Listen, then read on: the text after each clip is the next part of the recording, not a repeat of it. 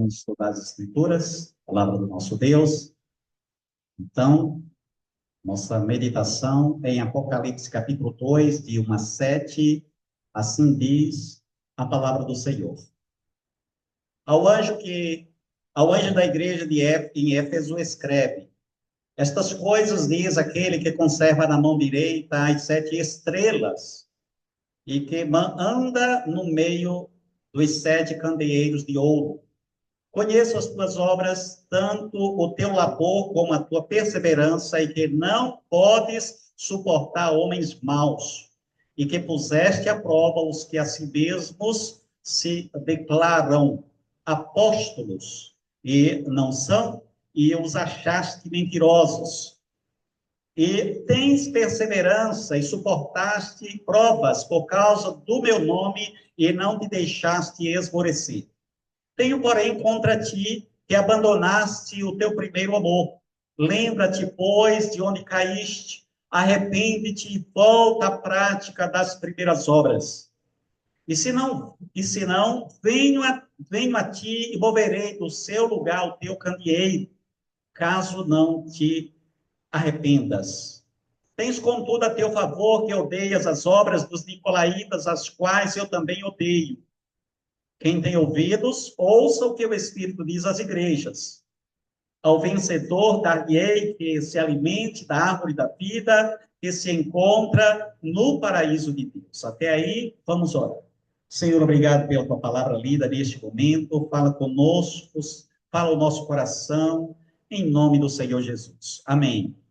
Podeis assentar, meus irmãos? O Senhor e a sua igreja é o título para a nossa meditação nessa noite. Como devemos interpretar o Apocalipse? Embora as regras de interpretação da Bíblia nos orientem a interpretar prioritariamente a Bíblia de maneira literal, o Apocalipse não pode ser interpretado assim. Bom, como o Apocalipse é um livro simbólico, então nós precisamos também ter uma interpretação simbólica ou fazer uma interpretação figurada, certo? Ao invés de darmos uma interpretação literal. Então, por exemplo, lá em João, capítulo 12, 14 e 15, você vai encontrar a entrada triunfal de Jesus em Jerusalém. Ele entra montado num jumento. Então, esse texto precisa ser interpretado literalmente. Jesus entrou em Jerusalém montado num jumento, num jumentinho. Porém, o livro de Apocalipse não pode ser interpretado, por exemplo, no primeiro versículo aí diz: ao anjo da igreja em Éfeso. Ao anjo, João escreveu ao anjo, ou Jesus, através de João, escreveu ao anjo, provavelmente aí é ao pastor da igreja e não a um anjo. Embora alguns autores acreditem que seja literalmente um anjo, outros, porém, e procuramos reformados, pastores, intérpretes, comentaristas, e eles acreditam que é o pastor da igreja. No primeiro versículo ainda fala: estas coisas diz aquele que conserva na mão direita as 7 estrelas. Claro que também não pode ser interpretado literalmente, porque não são estrelas nas mãos de Jesus. O autor William Hendrickson, que também é um autor reformado, entende que essas estrelas são os pastores em geral, os pastores verdadeiros da igreja do Senhor. E ainda no primeiro versículo fala sobre e que anda no meio dos 7 candeeiros de ouro. O que são esses candeeiros de ouro? Pois é, possivelmente sejam os membros da igreja. Jesus anda no meio da sua igreja. Então, nós temos aí uma interpretação que não é literal, mas é uma interpretação figurada para nós podermos entender, até porque o Apocalipse foi escrito de forma figurada, simbólica, principalmente ou especialmente porque a igreja estava sendo perseguida e aqueles livros, quando eram escritos lá por João, não podiam ser entendidos por quem quer que fosse, a não ser o povo de Deus. E aí eles escrevem código, digamos assim, para que a igreja entendesse o que o Senhor queria falar. Nós estudamos aqui anteriormente sobre Apocalipse 1, de 4 a 8, e falamos sobre uma mensagem consoladora à igreja de Deus. Hoje nós vamos estudar esse texto aí, que foi lido, e esse texto trata da carta escrita à igreja que estava numa sociedade corrompida, uma sociedade mística, uma sociedade que havia muita idolatria, que era a cidade de Éfeso. Era ali que tinha um templo suntuoso, que era uma das 7 maravilhas do mundo antigo, o templo de Artemis, ou Diana, dos Efésios. Então, ali se tinha a adoração aos deuses, a Diana dos Efésios, inclusive ao imperador. Sei que era uma coisa, assim, horrível, terrível, do ponto de vista religioso. Talvez seria o último lugar para se pregar o evangelho. Mas é justamente, irmãos, nesta localidade, nesta comunidade, que o Senhor Jesus planta uma igreja através dos seus servos. E ali tinha uma igreja florescente, pungente, uma igreja abençoada, que não tolerava os falsos profetas, era uma igreja que estava atenta contra as heresias, era uma igreja, por assim dizer, poderosa nas Escrituras. Porém, tem um problema. Um problema que o Senhor Jesus entendia que era grave. A igreja estava esfriando. Você já imaginou? A igreja presbiteriana é uma igreja que conhece as Escrituras, uma igreja que estuda as Escrituras, é uma igreja bíblica, mas uma igreja que está esfriando espiritualmente falando. Era exatamente o que estava acontecendo na igreja de Éfeso. E o Senhor escreve para aquela igreja, primeiro, para elogiar pela sua ortodoxia, mas repreende pela sua frieza espiritual. Esse é o nosso Senhor. Esse é o nosso Senhor que quer o bem de cada um de nós. O Senhor reconhece as nossas obras, mas também reconhece as nossas fraquezas. E Ele diz para nós nos arrependermos, para nós voltarmos às práticas das primeiras obras. Lembra o dia que você se converteu? A primeira semana, os primeiros meses, os primeiros anos, como você era fogo puro, como a gente fala, fervoroso, comprometido, lia mais a Bíblia, orava mais.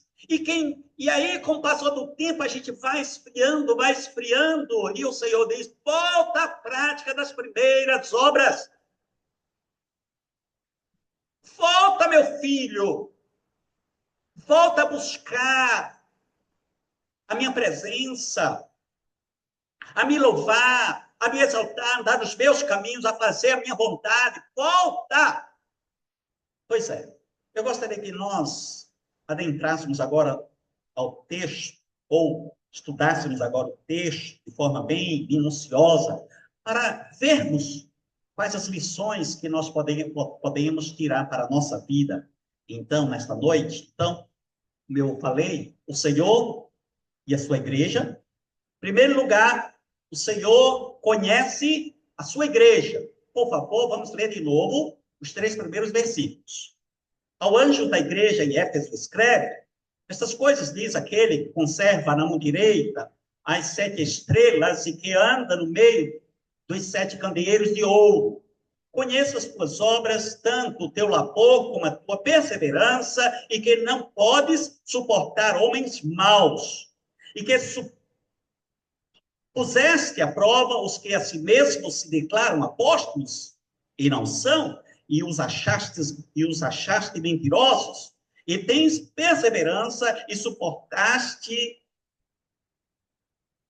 provas por causa do meu nome e não te deixaste esmorecer. Então, meus irmãos, o Senhor conhece a sua igreja. Ele conhece cada um que frequenta a sua igreja. Aquele que conserva na mão direita as 7 estrelas, aquele que anda no meio dos 7 candeeiros de ouro, ele conhece, ele é onisciente, ele conhece os nossos pensamentos, as nossas atitudes, a nossa história, o que fazemos, o que deixamos de fazer. Ele conhece o anjo da igreja. Ele conhece o pastor, se o pastor é fiel ou não nas escrituras sagradas. Ele conhece se o pastor é fiel ou não com a esposa. Ele conhece se o pastor ama ou não os filhos. Conhece se o pastor é íntegro com os bens da igreja, com as finanças da igreja, juntamente com a equipe que administra o caixa da igreja. Conhece, ele conhece. Deus é onisciente. Então, ninguém precisa temer nada, porque o Senhor conhece. Ele conhece se o pastor trabalha a exaustão ou não, evangelizando, discipulando, estudando, pregando, visitando. O Senhor conhece todas as coisas. Além do mais, o Senhor conhece os 7 candeeiros de ouro, entre os quais ele anda, isto é, os crentes. Ele conhece cada crente, cada irmão, cada irmã, ele conhece se cada um é crente de verdade. Ele sabe quem são os fiéis, quem é fiel com o seu cônjuge, ou não. Ele sabe quem ama os seus filhos, ou não. Ele sabe quem é fiel com as finanças, ou não. Se é dizimista fiel ou não. Ele conhece.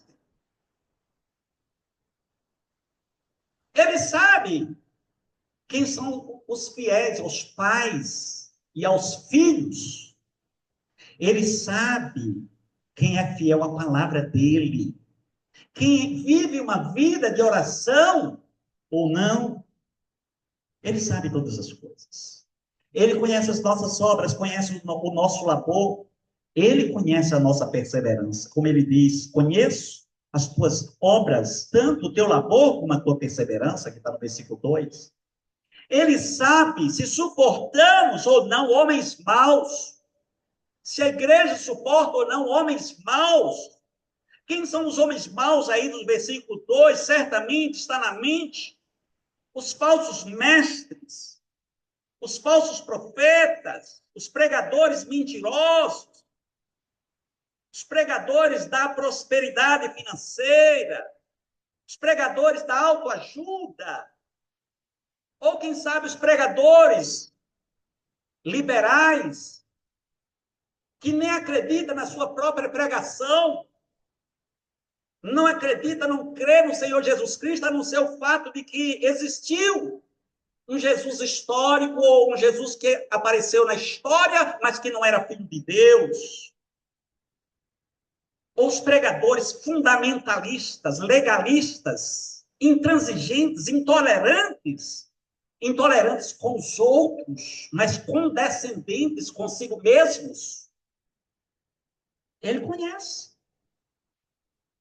Ele sabe se colocamos ou não à prova aqueles que a si mesmos se declaram apóstolos e não são mentirosos. Porque existiam apóstolos ou falsos apóstolos naqueles dias, sim, já existiam. E a palavra está dizendo que eram mentirosos. E existem apóstolos hoje que são mentirosos. Assim como pastores também que são mentirosos, como diz o texto. Até porque não existem apóstolos hoje. Mas ele sabe, se nós colocamos essa gente, se nós julgamos essa gente, se nós rechaçamos esses mentirosos ou não. Há pretensos apóstolos, há pretensos pastores hoje. Precisamos colocá-los à prova para ver se são verdadeiros ou não. O Senhor conhece. Ele conhece todas essas coisas. E ele conhece também o nosso sofrimento, como diz o versículo 3, e tens perseverança e suportaste provas por causa do meu nome, e não te deixaste esmorecer. Então, a igreja de Éfeso, naqueles dias, passou por muitas provas. Muitas provas. Você vai ver em Atos dos Apóstolos, lá quando Paulo chega nessa cidade, como ele foi perseguido, houve um reboliço, houve assim uma coisa terrível ali naquela igreja, naquela cidade, melhor dizendo, por causa do evangelho. E aí o texto nos informa que o Senhor Jesus falou que os crentes daquela igreja têm perseverado e suportado as provas por causa do nome dele. Segundo lugar, o Senhor repreende a sua igreja. Veja que ele começa elogiando, mas ele vem e repreende a igreja. Por favor, volte aí para a Bíblia, no versículos 4 e 5.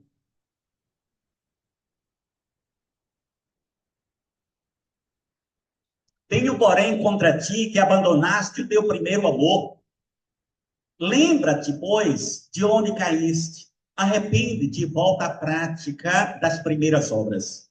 E se não, venho a ti, moverei do seu lugar o teu candeeiro, caso não te arrependas.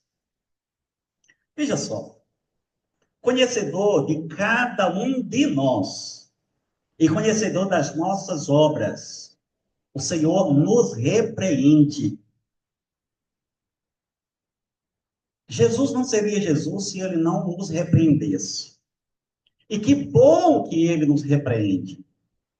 E que bom que ele vem com a sua vara, né, com o seu cajado para nos repreender. Porque nós precisamos, como ovelhas, muitas vezes, que queremos dar cabeçada, queremos fugir, queremos brigar com as outras ovelhas, queremos fazer coisas que entristecem o pastor, aí o pastor vem ou com a vara ou com o cajado para corrigir. Então, se o pastor está corrigindo, vamos aceitar. Vamos nos humilhar. E vamos dizer, Senhor, eu me humilho, eu me arrependo. As varadas doem, mas eu suporto. Eu te peço que me ajudes a suportar, Senhor, esta correção, porque tu és um pastor amado, o pastor gracioso, que me corrige, e eu preciso da tua correção, Senhor. Ainda que não seja bom, ainda que seja doloroso, ainda que seja difícil, mas eu louvo o teu nome. O Senhor afirma que, irmãos, abandonamos o primeiro amor. Que abandonaste o teu primeiro amor, que está no versículo 4. Então, nós não podemos, em hipótese alguma, continuar sendo ovelha de Jesus e longe de Jesus. Não podemos continuar no rebanho de Jesus querendo fazer a nossa vontade. Nós precisamos fazer a vontade dele, o que é abandonar o primeiro amor. Abandonar o primeiro amor é colocar Deus em segundo plano. É isso que é colocar, que é abandonar o primeiro amor. Você tem colocado Deus em segundo plano? Mesmo o Senhor Jesus Cristo tendo dito: buscar, pois, em primeiro lugar o seu reino e a sua justiça, e todas estas coisas vos serão acrescentadas, que está lá em Mateus 6:33. O Senhor advertiu aos seus discípulos que nós deveríamos buscá-lo em primeiro lugar, buscar o reino de Deus em primeiro lugar, mas muitas vezes nós temos buscado em primeiro lugar o rei, o nosso reino, as nossas coisas, os nossos objetivos, os nossos planos são mais importantes, Deus. Eu acho que eu penso melhor do que o Senhor. Eu sou mais inteligente, eu tenho um plano, sabe? O meu plano é esse. Aí a gente chega diante de Deus com um plano todo traçado. É assim, é dessa forma, vai acontecer tal dia, tal data, desta maneira, e eu quero desse jeito. Ou seja, estamos colocando em primeiro lugar o nosso reino, o nosso plano. E o reino de Deus é se der certo depois. E aí o Senhor Jesus diz: está tudo errado. Arrepende-te. Arrepende-te.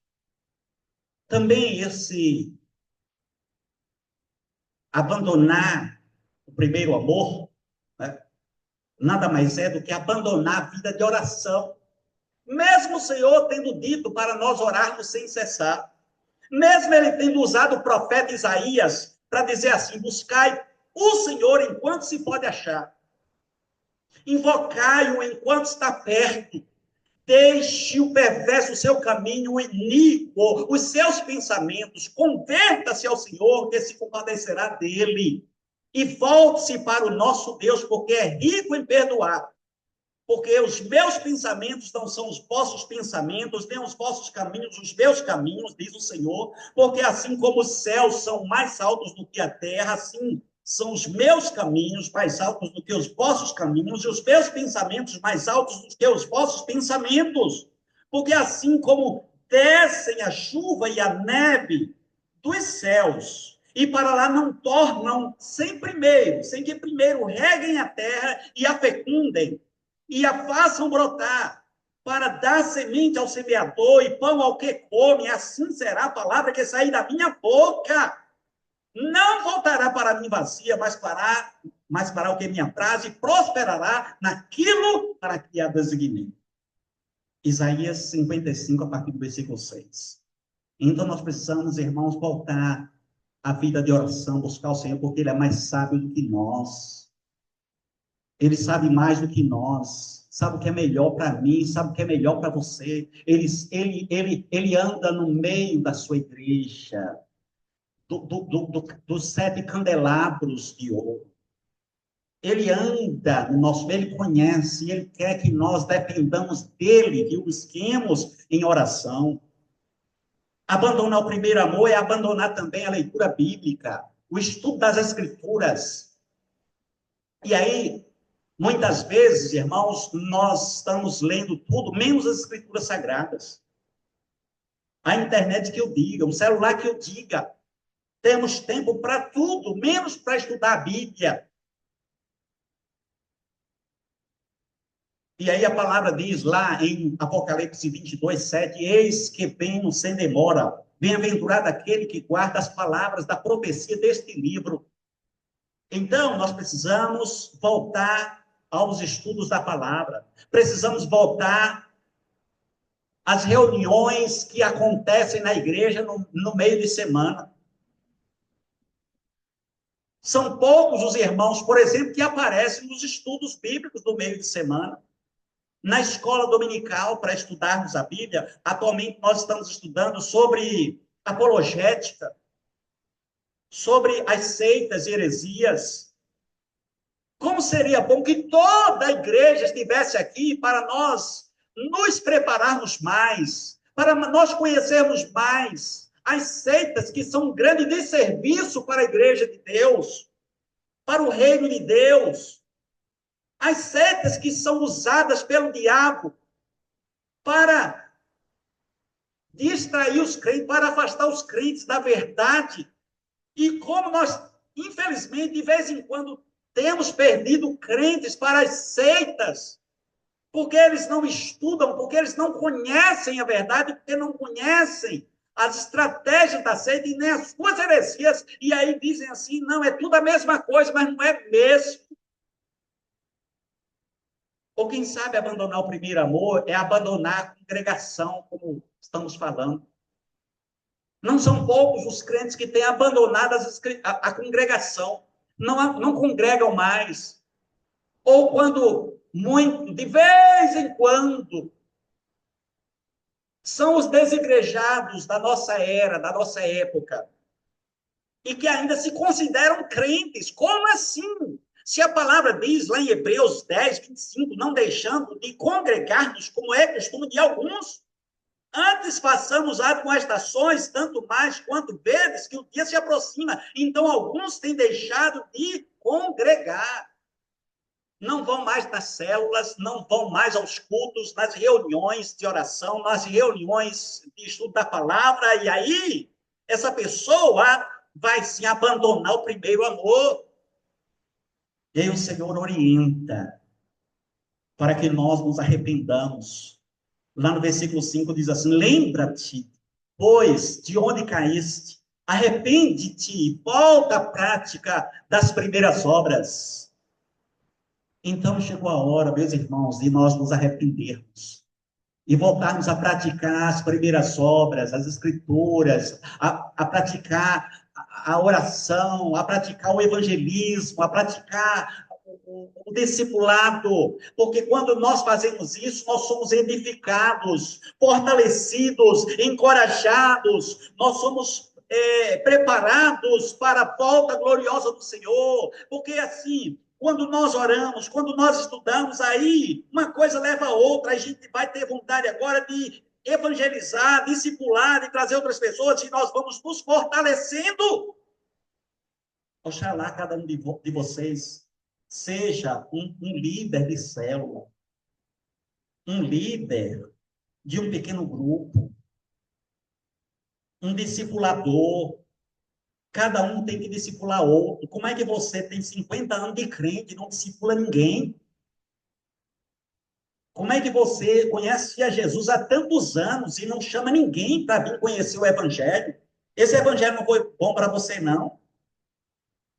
Você ser liberto do pecado, do mundo, ser salvo, entrar no reino de Deus, não foi bom, não? Será que não foi bom o suficiente para você dividir isso com outras pessoas? Comece a orar por isso. Primeiro, para que Deus te liberte. Segundo, para que Deus liberte as pessoas que você vai evangelizar e discipular.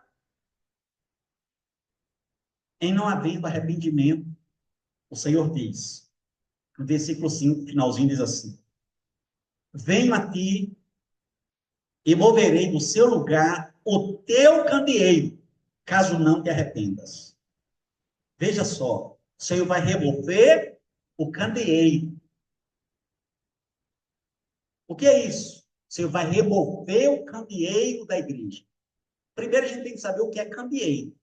Candeeiro é uma luz, não é isso? Candeeiro é um fifó, candeeiro é aquele candeeiro de antigamente que nós tínhamos, que acendia a velhinha, a ponta, e era alimentado por querosene. Então, é uma luz. Ele vai tirar a luz da nossa igreja. Você já imaginou Jesus tirando a luz da nossa igreja? Mas não estou me referindo a essa luz aqui, não. É a luz dele. Nós vamos ficar inoperantes, vamos ficar nas trevas, vamos ser incompetentes para testemunhar, vamos apagar, vamos desaparecer, vamos deixar de ser igreja, como tem acontecido em muitos lugares. Acredite se quiser, na Europa, o berço do cristianismo, muitas igrejas deixaram de ser igreja, porque simplesmente Jesus tirou o candeeiro dessas igrejas. E essas igrejas, hoje, você chega lá, em muitos desses lugares, não passa de um lugar onde as pessoas vão visitar apenas. um lugar de peregrinação, igrejas famosas, catedrais, que não funcionam mais como igreja, e muitas outras foram vendidas para serem bar, para serem lugar de espetáculo, de outras coisas. É triste. A igreja deixa de ser igreja, porque lhe foi removido o candeeiro, a luz. Se o crente não se arrepender, ele vai perecer, ele vai morrer. Se a célula não se arrepender, ela vai morrer. E se a igreja não se arrepender, ela vai morrer. Moverei do seu lugar o teu candeeiro, caso não te arrependas. Então presta atenção aqui, ó. Você que não evangeliza mais, você que não ora mais, você que não lê mais a Bíblia, você que não vive mais uma vida de crente, você vai morrer espiritualmente falando. E pode morrer fisicamente também. E é o Senhor que está dizendo aqui. Ele diz que vai mover, remover, tirar o candeeiro, caso não te arrependas. Terceiro e último lugar, o Senhor dá novas oportunidades à sua igreja. Em primeiro lugar, o Senhor reconhece as virtudes da sua igreja, do seu povo. Veja, por favor, no versículo 6, diz assim: Tens, contudo, a teu favor que odeias as obras dos nicolaítas, as quais eu também odeio. Então, o Senhor está dizendo que a igreja de Éfeso odiava as obras dos nicolaítas. Quem eram os nicolaítas? Os nicolaítas, de acordo com a nossa pesquisa, eram os seguidores de um tal Nicolau. E aí, os estudiosos vão dar várias ideias, porque o texto ele é tão pouco esclarecedor com relação a isso, que aí cada um tem que dar uma sugestão para chegar a uma conclusão. Uns acham que esse Nicolau foi o Nicolau lá do capítulo 6 de Atos, um dos 7 diáconos, lá do capítulo 6 de Atos, certo? Outros acham que foi um cristão que se desviou da fé e se tornou gnóstico, certo? E outros acham que foi um outro Nicolau que apareceu por lá e que começou com uma seita tentando destruir a igreja de Deus. Nicolau, a palavra Nicolau significa conquistador de pessoas. Fato é que esse Nicolau aqui, ele teria conquistado pessoas e criou uma seita perigosa. E o objetivo principal dos nicolaítas era corromper a doutrina da igreja e os costumes cristãos. Certo? Então, esse Nicolau, ele conseguiu fundar uma seita e queria corromper a igreja, as igrejas da região, especialmente a igreja de Éfeso, certo? Então, eles misturavam o paganismo com o cristianismo, e o objetivo era justificar práticas pecaminosas e evitar a exclusão social. Porque eles queriam ser aceitos como cristãos, mas não queriam assumir as implicações de serem cristãos. Porque ser cristão significa dizer que nós vamos passar por poucas e boas, por lutas, provações, perseguições, mas eles não queriam. E queriam, ao mesmo tempo, corromper. Fazer como Balaão, que está também no próprio texto, mais na frente, e corrompe, que estava também corrompendo a igreja da região. Então, a igreja de Éfeso é elogiado por odiar as obras dos nicolaítas. Aqui é um elogio de Jesus à igreja de Éfeso, que odiava as obras desta seita de Nicolau. que criou uma nova igreja, mas que não era uma igreja verdadeira e que queria corromper a verdadeira igreja do Senhor. E o Senhor diz assim: tens contudo a teu favor que odeias as obras dos nicolaítas, as quais eu também odeio. Então o Senhor odiava as obras dos nicolaítas. E a igreja de Éfeso também odiava as obras dos nicolaítas. Enquanto a igreja de Pérgamo, veja, mais na frente você vai encontrar a igreja de Pérgamo, que aceitava as obras dos nicolaítas. E esta igreja é repreendida por abrigar os seguidores dos nicolaítas, que está lá no versículo 15. Diz assim: outro sim também, tu tens os que, da mesma forma, sustentam a doutrina dos nicolaítas. E você vai encontrar do lado aí também as obras ou as doutrinas de Balaão, que era justamente parecida com essas dos nicolaítas, que eles estavam corrompendo em todos os aspectos que você possa imaginar as pessoas daquelas igrejas, tentando corromper, claro, mas esta igreja especificamente de Éfeso não aceitou estes nicolaítas, embora os de Pérgamo tenham aceitado. Em segundo lugar, o Senhor faz uma promessa ao seu povo. Vamos ler o versículo 7. Quem tem ouvidos, ouça o que o Espírito diz às igrejas. Ao vencedor, dar-lhe-ei que se alimente da árvore da vida e que se encontra no paraíso de Deus. Ouvidos para ouvir. Não é isso que começa assim, o versículo 7? Quem tem ouvidos para ouvir. O que significa isso? Ouvir com disposição, ouvir e obedecer. E ao vencedor, o vencedor aqui é o verdadeiro crente. Ao verdadeiro crente, dar-lhe-ei que se alimente da árvore da vida. Veja as promessas maravilhosas do Senhor, que se encontram no paraíso de Deus. Então, como eu falei, o Senhor, ele estava ali para elogiar aquela igreja, também para repreender, para corrigir. E agora o Senhor faz essa promessa maravilhosa para aquela igreja, certo? Que os vencedores, você é um vencedor? Posso ouvir um amém? Somos vencedores em Cristo Jesus, meus irmãos. Mais que vencedores por Cristo Jesus. Para sermos vencedores por Cristo Jesus, temos que estar com Ele. Temos que estar com Ele, andar com Ele, para a glória dEle. Portanto, nós estudamos aqui neste momento, né, que o Senhor conhece a sua igreja, o Senhor repreende a sua igreja, e o Senhor dá novas oportunidades à sua igreja. Que o Senhor nos ajude, meus irmãos.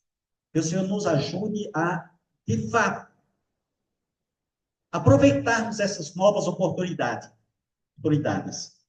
para podermos andar de acordo com a sua vontade e fazermos a sua vontade e glorificarmos o seu nome e sermos mais elogiados por ele e sermos como os efésios que rejeitaram as obras dos nicolaítas e que nós possamos rejeitar também qualquer obra que não venha da palavra de Deus hoje. Em nome do Senhor Jesus, que o Senhor nos dê a sua graça. Vamos orar, baixe sua cabeça. Senhor amado, obrigado pela tua palavra, muitíssimo obrigado.